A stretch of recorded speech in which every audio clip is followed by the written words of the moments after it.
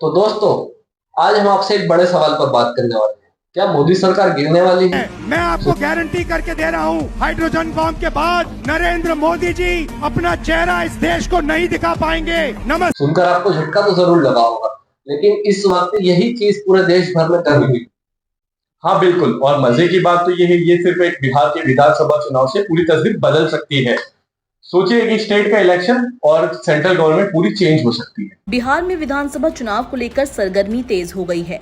चुनाव आयोग द्वारा तैयारियों को अंतिम रूप देने का काम अब अपने अंतिम पड़ाव पर है। बिल्कुल।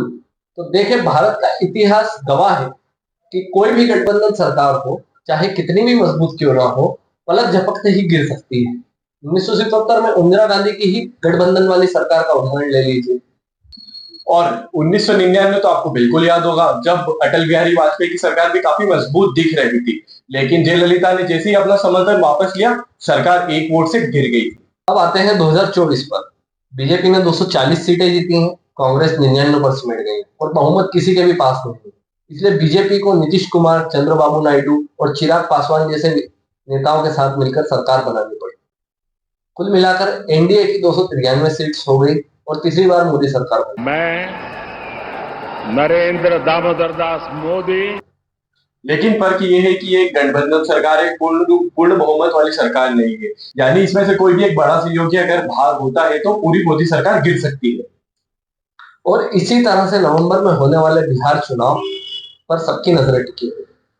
बिहार विधानसभा में 243 सीट है और नीतीश कुमार की सरकार सिर्फ 4 सीटों से बहुमत लेकर बिहार में बैठी हुई। बिल्कुल, अगर बिहार में आरजेडी और कांग्रेस के महागठबंधन को ज्यादा सीटें मिलती है तो नीतीश कुमार की सरकार बिहार से बाहर हो जाएगी। और अगर नीतीश कुमार की सरकार कांग्रेस को ज्वाइन कर लेती है तो सेंट्रल लेवल पर बड़ा चेंज आ सकता है। तो याद रखो, नीतीश कुमार का ट्रैक रिकॉर्ड भी ऐसा ही है, कभी बीजेपी के साथ तो कभी कांग्रेस के साथ। बिहार में तो उन्हें पलटू चाचा के नाम से भी कहा जाता है। हमारे जो चाचा हैं बिहार में, पलटू चाचा के नाम से जाने जाते हैं। अगर नीतीश कुमार कांग्रेस के साथ चले जाते हैं तो मोदी सरकार को 12 सीटें घट जाएगी।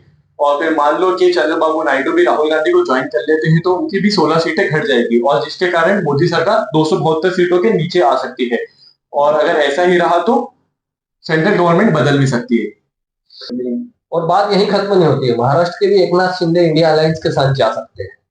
उन्हें अभी तक सीएम नहीं बनाया गया है और अगर वो चले गए तो मोदी सरकार की सीटें और कम हो जाएंगी।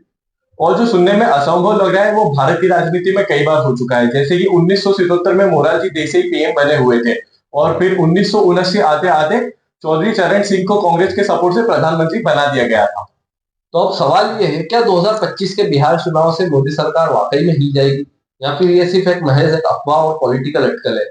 और सबसे बड़ा सवाल तो ये है कि क्या राहुल गांधी चंद्रबाबू नायडू को पीएम बनने का ऑफर देंगे या फिर ये पूरा गेम 2029 तक के लिए टल जाएगा। तो दोस्तों, अब आपकी बारी है। अब आपको हमें कमेंट्स में बताना है कि क्या मोदी सरकार वाकई में गिर जाएगी या फिर एक महज ये सब एक पॉलिटिकल ड्रामा। तो कमेंट में जरूर बताइएगा। और अगर आपको एपिसोड पसंद आया हो तो लाइक, सब्सक्राइब और शेयर जरूर कीजिएगा। और अगले एपिसोड में नए मुद्दे के साथ मिलते हैं।